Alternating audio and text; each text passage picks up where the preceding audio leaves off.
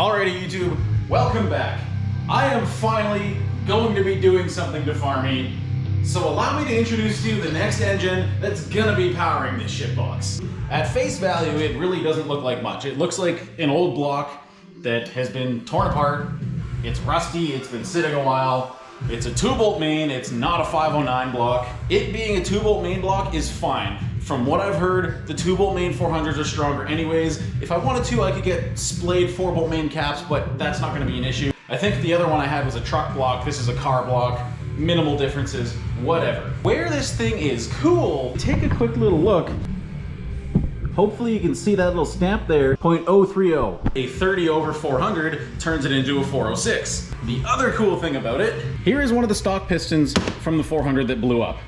And here is one of the new ones. Now it is a little subtle, but if you notice between the two pistons, the height of this wrist pin is just a little bit higher. Also, the 30 over pistons are flat tops instead of the little dish on the factory ones. Somebody put the time and the money into this setup to change the 5.56 inch rods to the longer 5.7 inch rods and get matching pistons. It's pretty minimal in my case, but what that gives you is a piston that's just a little bit smaller, which gives you less rotating mass. Longer rod gives you more dwell time at TDC, and due to the length and the geometry, there's less side load on the piston as well, so just all around better performance. Which means this time we're gonna be starting from something that actually has a bit of potential. I don't quite remember what I said in the last video. I recorded it over a month and a half ago. I have this 350 sitting on the floor. That's like a 69 vintage 4-bolt main 350. It's really nothing special except for the heads that I got with it. I can hear the comments. Alex, why don't you just build the 350? Why don't you take the crank out of the 400 and build a 383 stroker? I'm a stubborn bastard, and the goal was to have a 400 in this truck. So we're gonna have a 400 in this truck. The heads that I got off the 350 are gonna work wonders for this 400. They are an 041 cylinder head, which are kind of the last of the performance cylinder heads. They do have accessory bolt holes on the front and back, which is nice. 194 intake valves. I think the exhausts are 150s. I believe they're 64cc chambers. The 64cc chamber on a 400 with flat top pistons might bump this up into the 11-to-1 compression category. And combined with the cam that I had from the other 400, I believe it's a 223 duration all around and a 447 lift with factory 1.5 rocker arms. And then the exact same intake I used on the other 400 is gonna be the Edelbrock Torker single plane. I'm also running a Jegs Bandit EFI. And from research, EFIs don't like dual planes very much, so this is gonna be fantastic. Okay, I guess it's time to clean that block. Actually, on second thought, I'm gonna do all the cleanup off camera because I honestly can't be bothered to edit it after the fact. So I'm gonna chuck this piston in, I'm gonna check the torque on everything on the bottom and make sure it's good, and we can get to assembly. Look at that. This thing cleaned up really nice. This thing's in real good shape. For my own sanity, I'm gonna pop the main bearings off to look at them.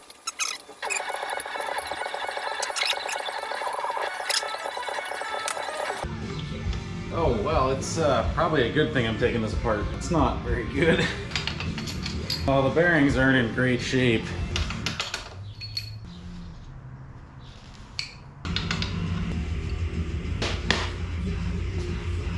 The bolts just reek like burnt oil. I don't know how to feel about these though.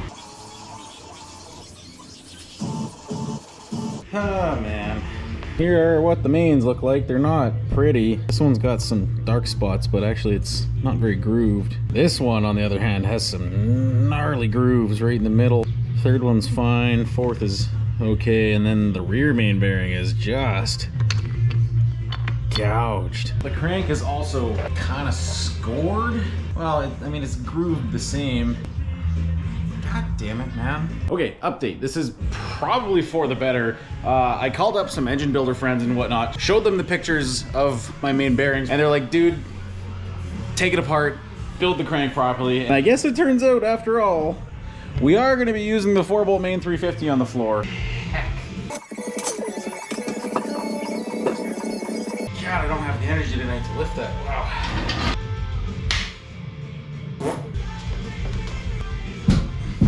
Well, the 406 is nicely wrapped on the garage floor there for now. I plan on getting the crank sent out eventually. When that's gonna happen exactly, I don't know. I'm gonna put it aside and I'm gonna build it properly for my Jimmy. Let's go with the original plan A. See what that looks like, and if that looks like shit, we're using it anyways.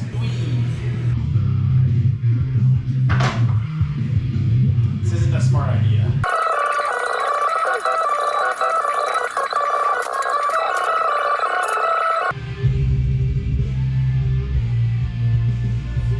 I recall from looking at this that it was basically bone stock.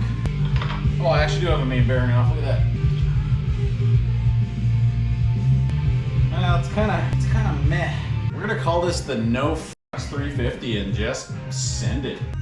See, that's a good sign. It turns over relatively easy, which means it's already broken in. Okay, here's the plan. I got all the main bearings torn off. I got one of the rod bearings torn off. Looking at the crank, it really doesn't look that bad. In comparison to the 406 that I pulled apart, this is miles better. Number one, there's a little bit of copper showing. Otherwise, it's just kind of normal wear. I can't really feel much.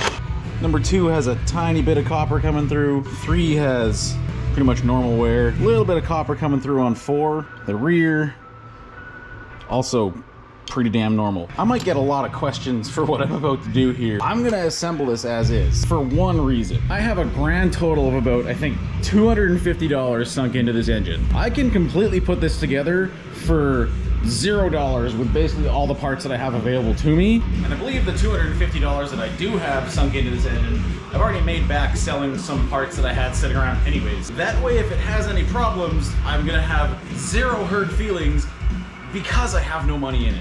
I'm just gonna clean up the bearings, bolt them down, bolt this one rod back on, check the torque of everything, clean up all the surfaces, and start assembling it, basically.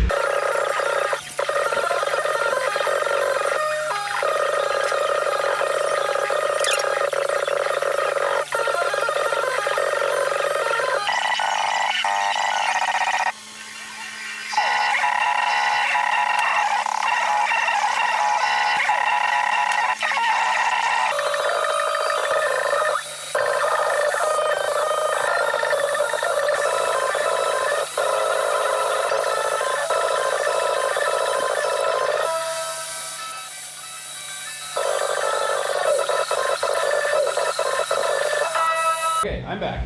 The surfaces of the deck are clean. I also did the front of the engine. That gasket was brutal. I cleaned all my lifter bores. I cleaned out the cam bearings as best I could. Let's throw the cam in, timing set, timing cover, flip it over, oil pump, oil pan, heads, intake. One back. Lifters, valve train, intake.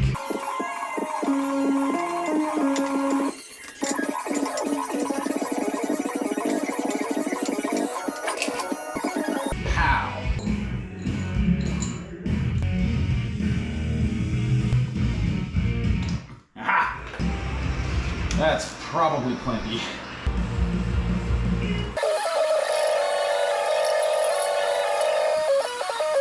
Okay, now we can flip it over. Whee! Look at that bad boy. Just as crusty as the rest of it. I'm doing it again, god damn it. Will I ever remember to put the oil pump on, ever? This is a brand new high pressure oil pump. It was a 55 PSI that I changed the spring out to a pink spring from Melon, maybe? I don't remember. Extra pressure will make up for the lack of bearing that we had. Why not? Skiddly Von Boopus.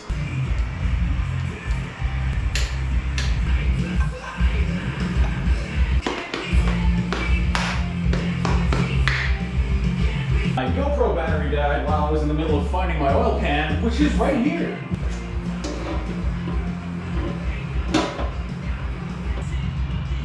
Oh, that's fine.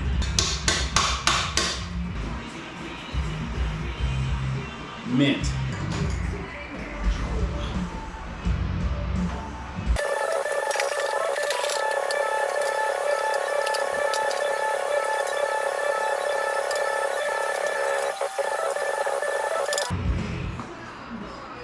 Whee!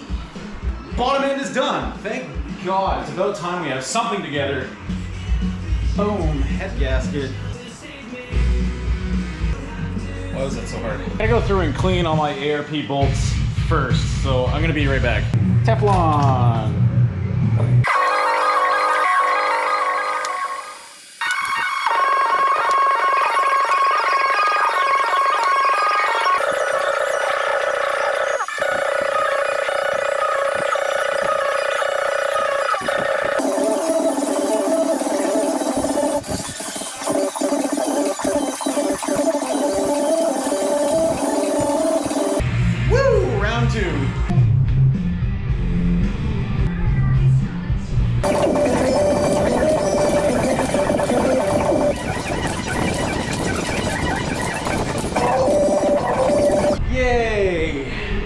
Okay, we got the rockers on. I got all the nuts kind of loosely started. I'm gonna go through and set the valve train. I do it one by one just to make sure I do it all properly. So, the way we're gonna do it is just spinning the push rod until it stops, adding half a turn and calling it good. Okay, I went through, got the valve train all set up. Everything is as tight as it should be, all through the firing order. I also cleaned the heads off camera because that's a pain in the ass. I did clean the intake as well, which is sitting over here that I didn't show. And we can get it chucked on here and get ready to do some other stuff. Okay, I have acquired some cones of silliness. Let's stick these intake gaskets in place. Okay, it's time to drop the intake on. Do I know where the bolts are though? No.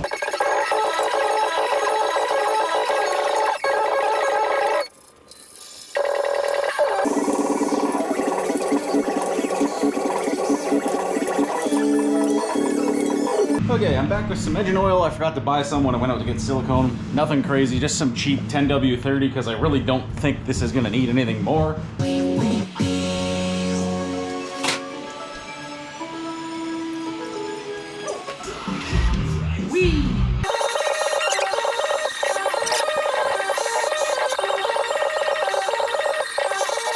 Okay, it's time for valve cover gaskets. Pow.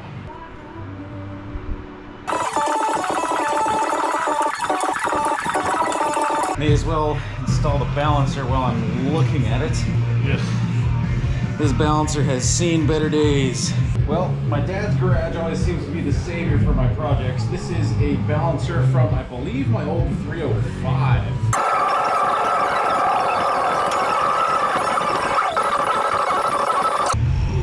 She is installed.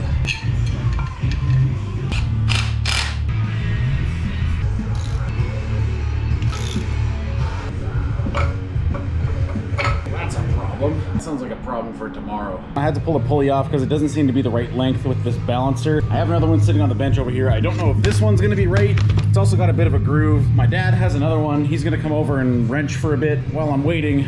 I'm gonna pick this up. I gotta put a pilot bushing in the back and then we can start fitting the clutch.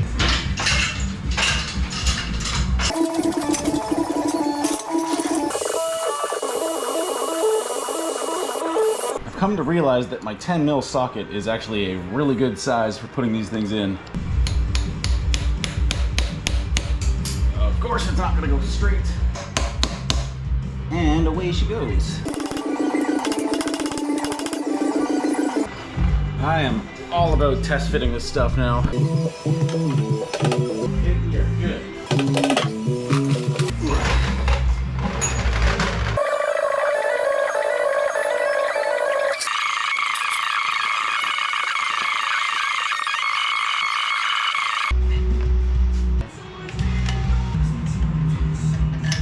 Take me forever. The clutch is torqued. It's time for the transmission to go on. Yes.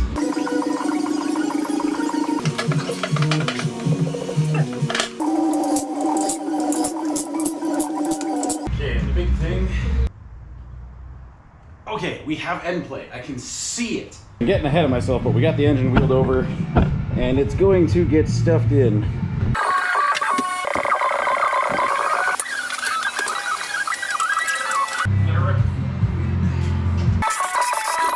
Okay, it's now the next day. Things got moving kind of fast there when my dad came over. We got quite a bit done, actually. Here's where we're at. 350's sitting in there. We got the headers bolted on, transmission crossmember, motor mounts. We sorted out the harmonic balancer. For some reason, the one that I had on there wasn't going on fully, so my dad brought another one over. That works. The pulleys line up. The power steering is bolted on. Steering shaft is in. The distributor is in. It's currently TDC number 1 and it's in time. My dad put the starter in as well. My plan right now is to crawl underneath, hook the exhaust up. I have to take the drive shaft off the rear diff so I can put it in the transmission and then hook it up to the diff. Once all that's done, I don't have to crawl around on the floor anymore, and that's gonna make my life way better. Bear with me, I'm gonna do the collectors and the drive shaft. I also have to rehang my exhaust. The ones I put into the bottom of my cab floor were kind of junk, so I'm gonna do that too. I don't know if you're gonna be able to tell how dirty I am. Oh yeah. Drive shaft is in, exhaust hangers are fixed, collectors are connected, clutch is bled. We should be good to drop this thing back on the ground and not have to pick it up again. Oh, it's been a while. Okay, my next step is going to be to want to set timing so I know we're good to go. Let's see if this battery has enough juice. Oh yeah, she's dead, Batman. Fuck, this thing's really dead. Well, instead of sitting around with my thumb up my ass, I guess I could throw the EFI on.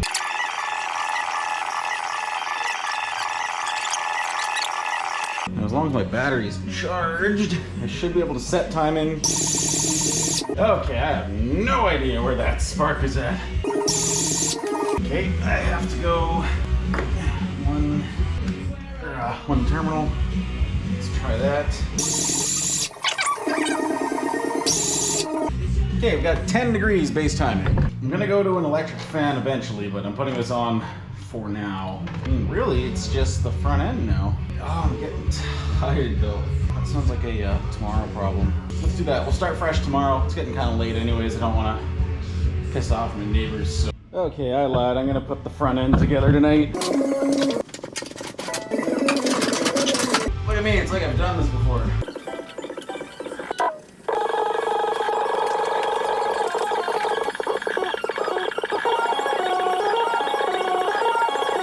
Okay, we are seemingly full. I'm gonna go in and crank it for oil pressure.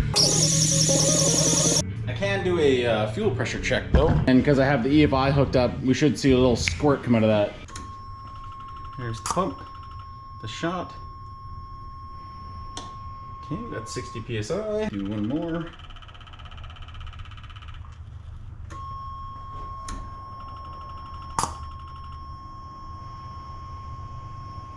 60 PSI, and we definitely got fuel out of the EFI that time. Okay, I think that's a better place to stop for tonight. I'm trying not to rush this whole process, but it's hard to not when you're getting this excited after seeing the truck sit for, God, I think I blew up in April.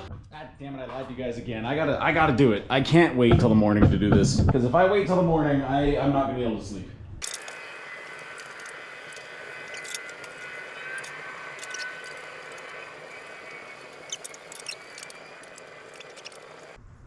There is nothing stopping me from firing this up right now. This is the first time that Farmy's had a running engine since April 23rd. Here we go.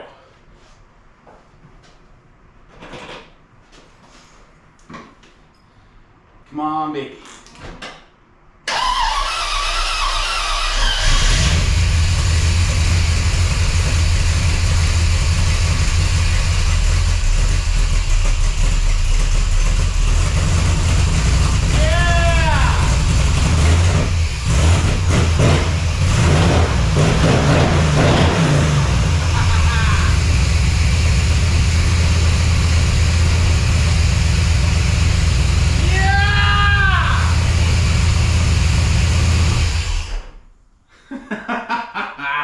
Oh, there is so much oil burning off of these headers. It's about fucking time, man. Okay, it's the next day. The main thing I need to do is run this thing up to temperature, see if anything's gonna leak, see if it's gonna hold. I already see an oil drip on the ground, which is great. So that's step one. Let's see how she does.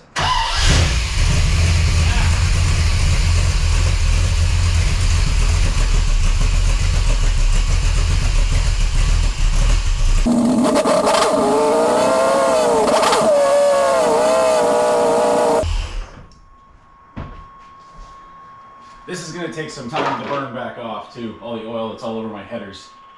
Yikes, that is just headers, that is ridiculous. I'm gonna come back once I get the smoke to clear up a little bit. Okay, it seems like most of the smoke is finished burning off, and I just need you to sit here and listen to this thing. Like, it's just a mild cam, but this is awesome.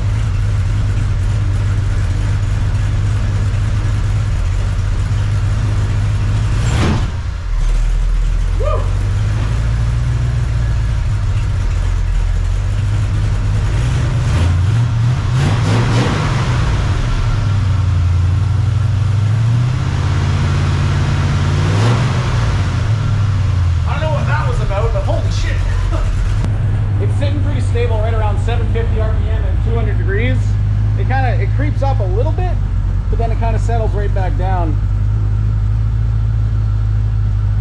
And I mean, it's in a garage and it's not moving. with this tiny ass engine driven fan on it. So I'm gonna call that a win. It's way cooler than the 400 was. Can't get over how much better this sounds than the 400.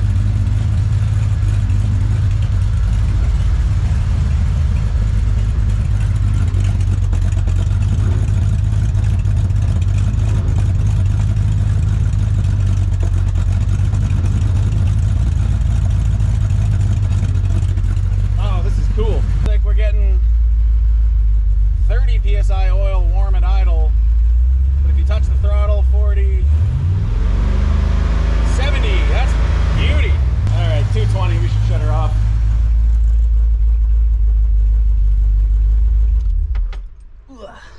Farmy is back in action, baby. Well, the front of my oil pan has a massive leak. That's kind of lame.